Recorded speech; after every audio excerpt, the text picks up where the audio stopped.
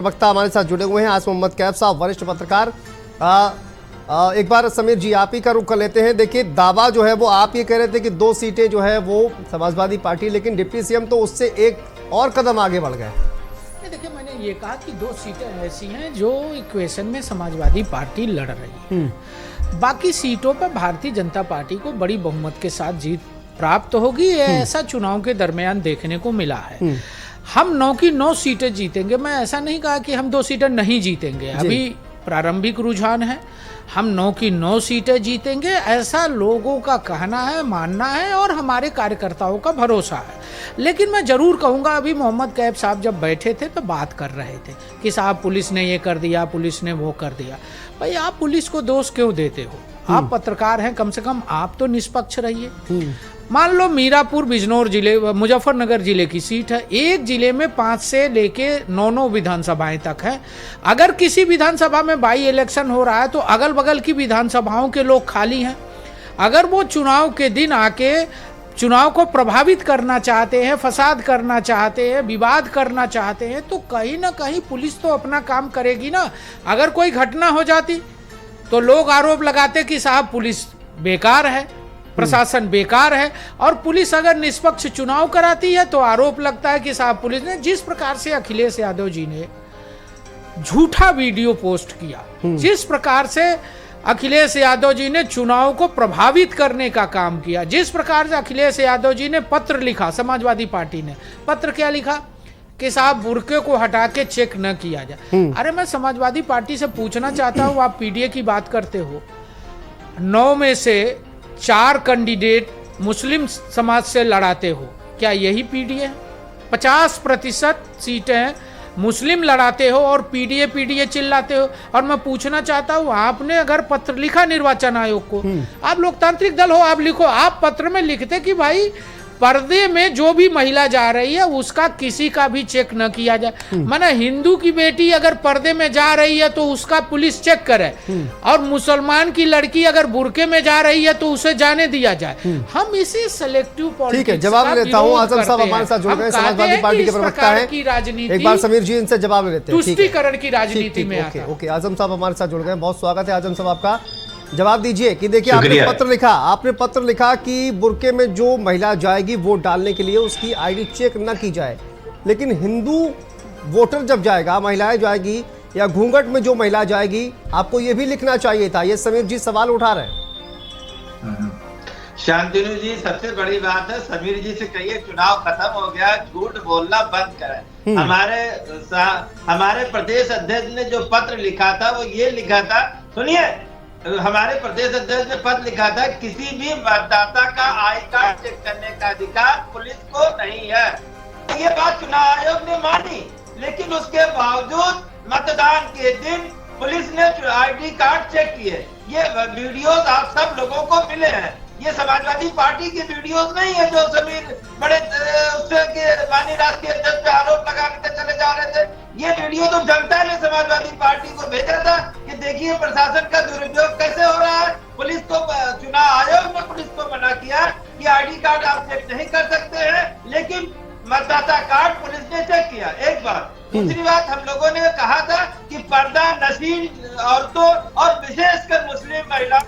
चलिए आजम खान वापस आते हैं आपके पास, लेकिन करहल से देखिए खबर है 13वें राउंड में सपा प्रत्याशी आगे चल रहे हैं। करहल से ये बड़ी खबर, सपा के तेज प्रताप यादव 18,008 वोट से यहाँ पर आगे चल रहे हैं। सीसामऊ में 13वें राउंड की गिनती खत्म हो गई है और सीसामऊ में 13वें राउंड के बाद सपा की नसीम सोलंकी 24,883 वोट से आगे चल रही हैं।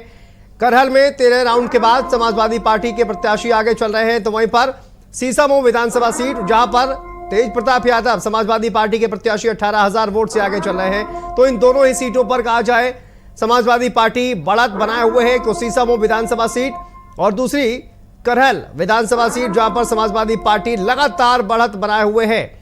13वें राउंड के बाद समाजवादी पार्टी के प्रत्याशी करहल और सीसामऊ विधानसभा सीट पर आगे चल रहे हैं।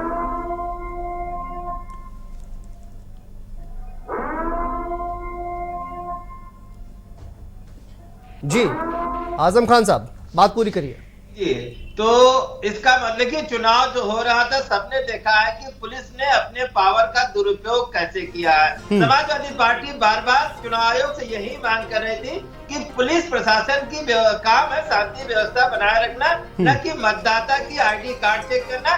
ये अधिकार चुनाव अधिकारियों को है, वो बिल्कुल चेक करें, इसमें किसी को कोई एतराज नहीं है। और किस तरह से कुंदरकी और मीरापुर में तो पुलिस ने नंगा नाच किया है, ये हम सब ने देखा है।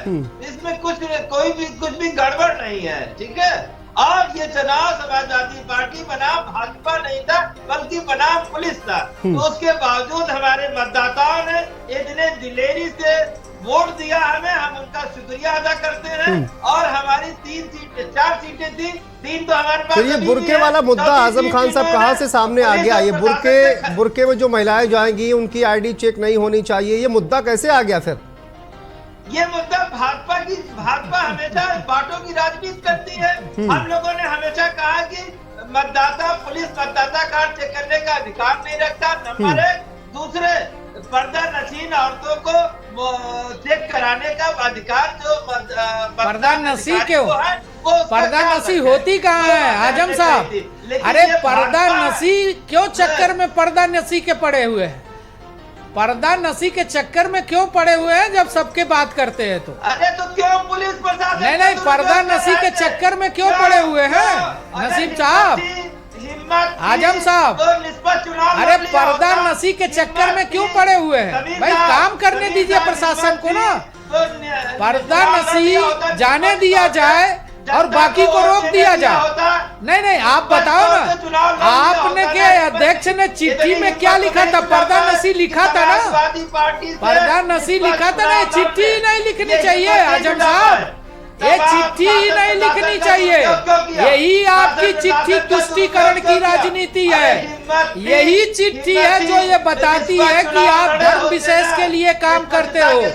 यही चिट्ठी है, यही चिट्ठी बताती है कि आपको सिर्फ मुसलमानों की चिंता है, सिर्फ मुसलमानों की चिंता है। 9 में से 4 मुसलमान लड़ाते हो, पीडीए की बात करते हो, बलात्कारियों को माफ करते हो, डीएनए जांच की मांग करते हो, निषाद की बेटी के साथ मुनीर खान बलात्कार करेगा, डीएनए जांच की मांग, पिछड़े वर्ग की महिला के साथ बलात्कार होगा, नवाब यादव फंसेगा तो डीएनए जांच की मांग, दलित बेटी के साथ बलात्कार करके हत्या होगी, डीएनए जांच की मांग और कार्रवाई नहीं होनी चाहिए। अरे मैनपुरी और करहल में तो कम से कम न्याय कर देते अखिलेश जी, मैनपुरी और करहल में तो न्याय कर देते आजम साहब। अरे अब से सुझाव दे दो, कम से कम करहल पर तो बोल दे। एक दलित बेटी के साथ जो हुआ उस पर अफसोस तो जाहिर करा दो। अरे दलित बेटी के साथ जो हुआ उसके साथ अफसोस तो जाहिर करा दो। समाजवादी पार्टी से निष्पक्ष चुनाव लड़िए, डीएनए जांच की मांग कर लेते हो, बुर्के में जाने दिया जाए इसकी मांग कर लेते हो, फसादियों को न रोका जाए इसकी मांग कर लेते हो, पुलिस को बदनाम करते हो, बूथ कब्जा करना चाहते हो और प्रशासन पर आरोप लगाते हो, पुलिस को आरोप लगाते हो। कब्जा किया है, जनता जान चुकी है। अरे आपकी सच्चाई जान चुकी है आजम साहब। एक आजम जेल चले गए उनकी सच्चाई जान के। आजम साहब एक आपके नाम राशि जेल में है, उनके कुकर्मों के नाते है। समाजवादी पार्टी के नेता जो झूठ बोलते हैं, जो पाप करते हैं, उसकी सजा जनता भी दे रही है, न्यायालय भी दे रहा है आजम साहब। ठीक है, हमें लगता है कि कुछ तो धर्म करिए, समीर जी प्लीज, सिर्फ बुर्के के चक्कर में मत रहिए। समीर जी प्लीज आता हूँ, आजम साहब आपके पास भी आता हूँ। एक बार आस मोहम्मद कैब साहब के साथ मैं आना चाहूंगा। सर आप भी देखिए 13 राउंड की जो मतगणना है वो लगभग पूरी हो चुकी है और यहाँ पर आप देखिए 2 सीटें जो ऐसी हैं वो जहाँ पर लगातार समाजवादी पार्टी जो है वो बढ़त बनाए हुए है। कुछ सीटें ऐसी भी हैं जहाँ पर ऊपर नीचे हो रहा है। कटेरी फॉर एग्जाम्पल जहाँ पर शोभावती वर्मा ने बढ़त बनाई हुई थी, लेकिन वहाँ पर अपडेट जो है वो क्या है वो भी हम आपको लगातार अपने दर्शकों को दिखाएंगे। लेकिन अब ये जो रुझान जो है वो जिस तरह का आपको दिखाई दे रहा है, 11 लगभग 13 राउंड यहाँ पर हो चुके हैं। ऐसे में आप क्या परिवर्तन आप देखते हैं? ये माना जाए कि आधा जो मतगणना है वो आधी लगभग पूरी हो चुकी है और आधे में अब कितना परिवर्तन आप और देख पा रहे हैं? देखिए धन्यवाद शांतनु जी। पहले तो मैं समीर सिंह जी ने चूंकि बीच में एक इंटरप्ट किया था तो मैं उनको बेहद सम्मान के साथ उनको ये स्पष्ट कर दूं कि मेरा नाम जो है वो उन्होंने लेकर के बहुत मजबूती से कुछ परसेप्शन बना लिया था। तो मैं जब पत्रकार होता हूँ तो मैं हिंदू या मुसलमान या जाति में विभक्त नहीं होता हूँ। मैं अपने प्रोफेशन के प्रति पूरी तरह ईमानदार हूँ। जो मुझे दिखाई देता है फैक्ट, मैं उसी पे बात करता हूँ। और जो फैक्ट था वो मैंने बोल दिया था। वो मुझे मेरे नाम से ये परसेप्शन बनाने की कोशिश ना करें कि मेरा कोई मैंने अपना कोई नजरिया गढ़ दिया है। और दूसरी बात जो आपका सवाल है वो मैं ये स्पष्ट कर दूं कि देखिए, ये जो चुनाव है, ये जो बाई इलेक्शन है, आप इसको समझिए। ये बाई इलेक्शन जो है 2027 का मोमेंटम है। और मोमेंटम कौन पार्टी इसको बना लेगी 2027 में, उसको फायदा होगा। सवाल बहुत सारे हैं और इनका जवाब एकमात्र ये है कि फिलहाल जिस बात की संभावना थी और जैसे दिख रहा था, ये जिस चीज की बात करते हैं कि एक ही, मुझे लगता है कि ग्राउंड पर एक ही एडवांटेज भारतीय जनता पार्टी को था, खासकर गरीबों में उसका एडवांटेज था। और वो ये था कि वो कानून व्यवस्था को बेटर बताने की कोशिश करते थे कि मुख्यमंत्री आदित्यनाथ जी की नेतृत्व वाली सरकार जो है उसमें कानून व्यवस्था पिछली सरकार की तुलना में बेहतर है। और उसमें भी ये था कि जो मुस्लिम बाहुल इलाके थे, जैसे कहीं कहीं ये कहते थे कि अपराध बहुत कम हो गया है, तो ये एक एडवांटेज इनको है। लेकिन दूसरे मुद्दों को लेकर के ये बीच में तो ये बस कानून व्यवस्था बात करते थे या हिंदुत्व की बात करते थे।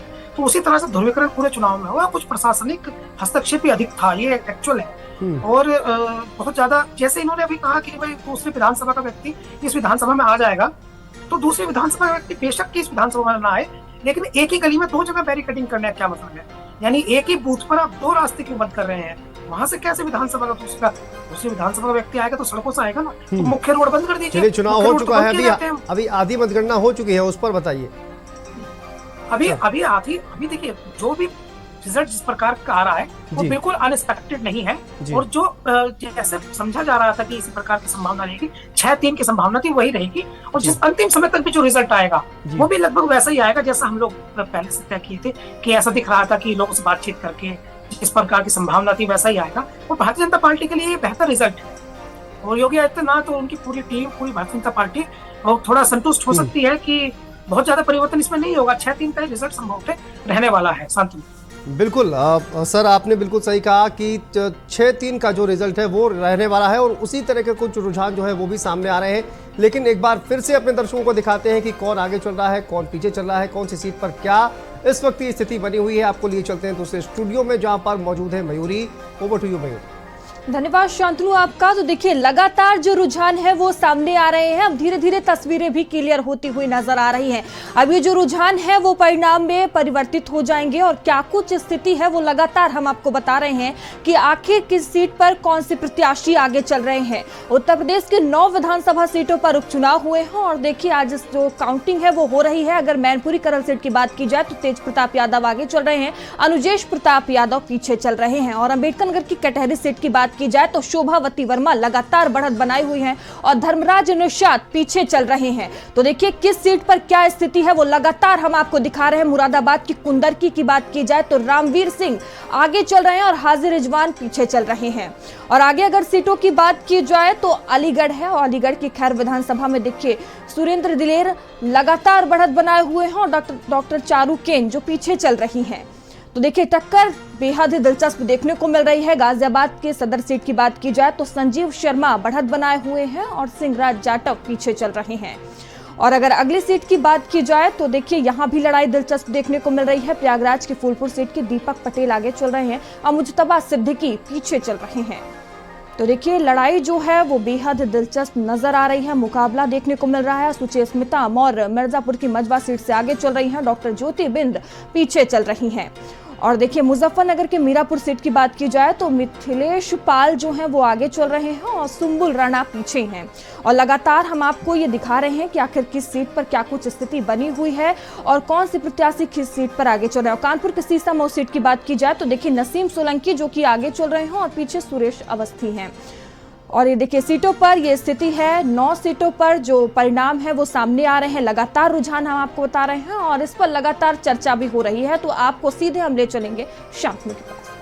बहुत शुक्रिया मयूरी तमाम जानकारी देने के लिए और ग्राफिक्स के जरिए समझाने के लिए कि किस तरह की स्थिति इस वक्त बनी हुई है 9 विधानसभा सीटों पर। चलिए वापस चलते हैं। समीर जी हमारे साथ लगातार बने हुए हैं। समीर जी, जिस तरह का ये आसिम मोहम्मद साहब ने कहा कि वहां पर एक ही गली में 2-2 बैरिकेड्स लगाने की क्या जरूरत थी, और साथ ही उन्होंने कहा कि भारतीय जनता पार्टी जो है वो नकाब की बात करके, बुर्के की बात करके इसलिए ध्रुवीकरण करना चाहती थी। बटेंगे तो कटेंगे नारा तो पहले ही दिया गया था। ध्रुवीकरण का आरोप जो है वो समाजवादी पार्टी के द्वारा लगाया गया। नहीं, देखिए, हमें लगता है कि ध्रुवीकरण समाजवादी पार्टी ही करती है, हम नहीं करते हैं। माननीय मुख्यमंत्री योगी आदित्यनाथ जी ने अगस्त के महीने में देखिए जलेबी बनना शुरू हो गई। आगरा के कार्यक्रम में निश्चित रूप से बनना चाहिए जी। जीत का जश्न तो मनना चाहिए। आगरा के एक कार्यक्रम में माननीय मुख्यमंत्री योगी आदित्यनाथ जी ने ये कहा था कि साहब बंटोगे तो कटोगे, एक रहोगे तो नेक रहोगे और सेफ रहोगे। आप देखिए उनके इस नारे को पूरी दुनिया ने स्वीकार किया। दुनिया के कई देशों में चुनाव हुए, वहां इस नारे का उपयोग हुआ। माननीय प्रधानमंत्री जी ने भी इस नारे को आगे बढ़ाया और उन्होंने कहा कि एक रहेंगे तो सेफ रहेंगे। हमारा मातृ संगठन संघ भी माननीय मुख्यमंत्री योगी जी के नारे को आगे बढ़ाया। कहीं न कहीं ये नारा हम सबको एक होने की ताकत देता है, हमको एक साथ जुड़ने की ताकत देता है। और मैं बड़े विश्वास से कह सकता हूँ कि उत्तर प्रदेश ही नहीं, पूरे देश के अंदर जिस प्रकार से माननीय योगी आदित्यनाथ जी की लोकप्रियता बढ़ी है, आपने देखा होगा झारखंड के चुनाव में, महाराष्ट्र के चुनाव में, पिछले दिनों हरियाणा के चुनाव में माननीय मुख्यमंत्री योगी जी ने बड़ी सभाएं की और हरियाणा के अंदर भी उनकी बड़ी डिमांड थी, महाराष्ट्र के अंदर उनकी बड़ी डिमांड थी और झारखंड के अंदर उनकी बड़ी डिमांड थी। उत्तर प्रदेश के 9 सीटों पर चुनाव हो रहा था, यहाँ भी वो गए, लेकिन बाकी राज्यों में भी वो दिन रात परिश्रम करके दूर तक यात्रा करके उन्होंने सभाएं की और आज एक सुखद परिणाम हम सबको सामने आ रहा है। चाहे वो झारखंड के अंदर हो रहा हो, चाहे वो महाराष्ट्र की गणना हो रही, स्पष्ट बहुमत के साथ भारतीय जनता पार्टी गठबंधन आगे बढ़ रहा है। और मैं बहुत विश्वास के साथ कहना चाहता हूं कि उत्तर प्रदेश की जनता योगी जी के साथ है, योगी जी के विकास के साथ है, कानून व्यवस्था के साथ है और योगी जी की जो तरक्की का नारा है, जो 25 करोड़ की आबादी के विकास का नारा है और कानून व्यवस्था और नौजवानों को रोजगार। अभी आपने देखा कल 60,000 पुलिस की भर्ती का परिणाम आया है। अविलंब 60,000 पुलिस की भर्ती होगी, जिसमें से बहनों की संख्या एक बहुत बड़ी संख्या है। लगभग 1,80,000 पुलिस की भर्ती हमने 7 सालों के अंदर की है।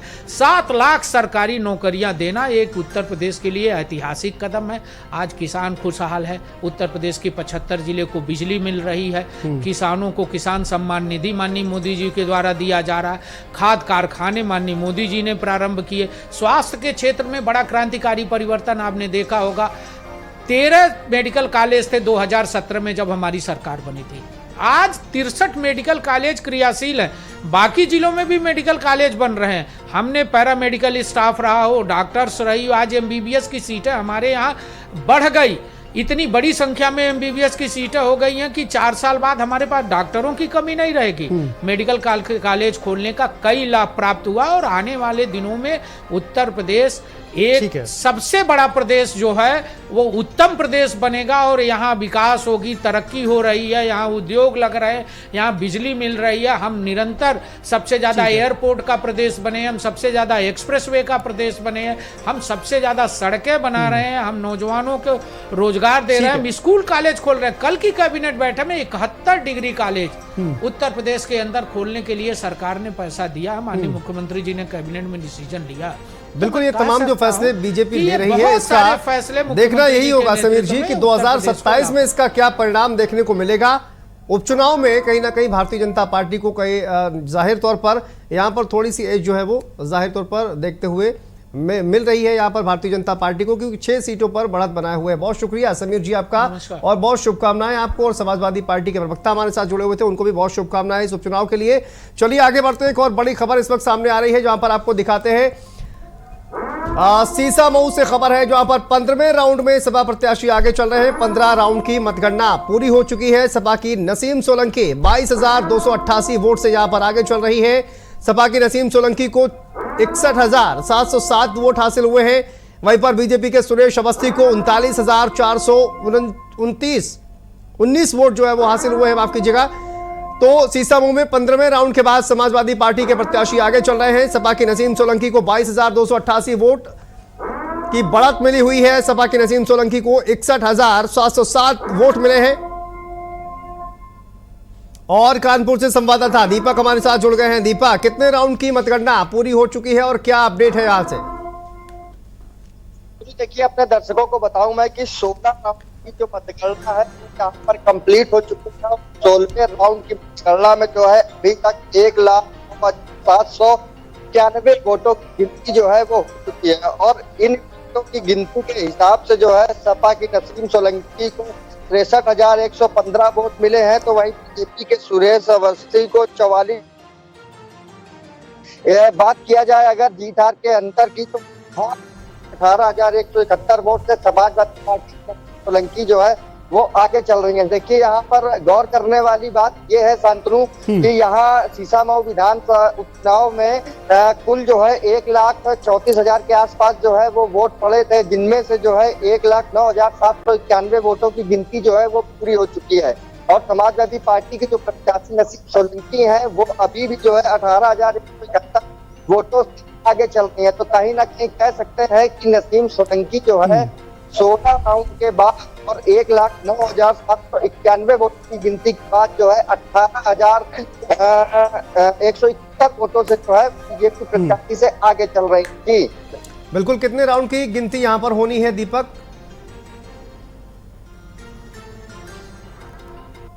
चलिए वापस आएंगे, लेकिन मुजफ्फरनगर से बड़ी खबर मीरापुर में 7वें राउंड में आरएलडी प्रत्याशी मिथिलेश पाल आगे बताई जा रही हैं। बड़ी खबर ये सामने आ रही है मीरापुर विधानसभा सीट से। यहां पर आप देखिए आरएलडी की प्रत्याशी इस वक्त आगे चल रही है। सपा के सुंबुल राणा को 14,882 वोट मिले हैं। आरएलडी से मिथिलेश पाल को 31,000 वोट हासिल हुए हैं। ये महाराष्ट्र में, झारखंड में और उत्तर प्रदेश में 9 विधानसभाओं के उपचुनाव के नतीजे परिणाम आ जा रहा है। जहां तक उत्तर प्रदेश का चुनाव है, उपचुनाव, तो यहाँ तो 10 चुनाव होना था। एक चुनाव मेरी सीट थी मिल्कीपुर की, जो मर्यादा पुरुषोत्तम राम की नगरी में, अयोध्या में है। मुझे देवतुल्य मतदाताओं ने जब सांसद बनाया तो मेरी सीट खाली हो गई। उस सीट पर भी चुनाव होना था, लेकिन भारतीय जनता पार्टी डर और दहशत के कारण वहां चुनाव नहीं कराया। 9 चुनाव विधानसभाओं के। इस चुनाव में देखा गया, हम भी विधानसभा में गए, सीसामऊ में हम 5 दिन रहे, सभाएं भी किया और जनसंपर्क भी किया। और ये 9 चुनाव में ये चुनाव पहली बार है देश की आजादी के बाद, ये पहला चुनाव हमने देखा कि ये चुनाव लोकशाही बनाम तानाशाही, लोकशाही बनाम तानाशाही, लोकतंत्र की सारी मर्यादाओं को समाप्त करके और सत्ता पार्टी ने, भारतीय जनता पार्टी ने पूरी चुनाव की कमान पुलिस के लोगों पर, सरकारी अधिकारियों पर डाल दिया था। और यहाँ तक की जानकारी मिली है कि उन्हें धमकियां भी दी गई, अगर सीट न जीती तो निलंबन हो जाएगा। यहाँ तक कि कल हम बैठे थे एक शादी समारोह में, तो वहाँ पे कुछ पीठासीन अधिकारी आए थे, तो उन्होंने बताया कि हम लोगों के लिए किस तरह का डायरेक्शन था। तो ये पूरी तरह से सारी मान्यताओं को और लोकतंत्र का जो पवित्र मंदिर है, उस मंदिर को पहली बार इन्होंने, इसकी मान्यताएं जो है, पवित्रता है, उसको समाप्त करने का काम किया, जो लोकतंत्र के लिए अच्छी न परंपरा है, न अच्छी शुरुआत है, न अच्छी मिसाल है। जनता सर्वोपरि है। आज चुनाव हो रहा है, और जो भी इस परिस्थितियों में भी हम ज्योतुल मतदाताओं को आभार प्रकट करते हैं और उन्हें बधाई देते हैं कि इतनी रोक छोक के बाद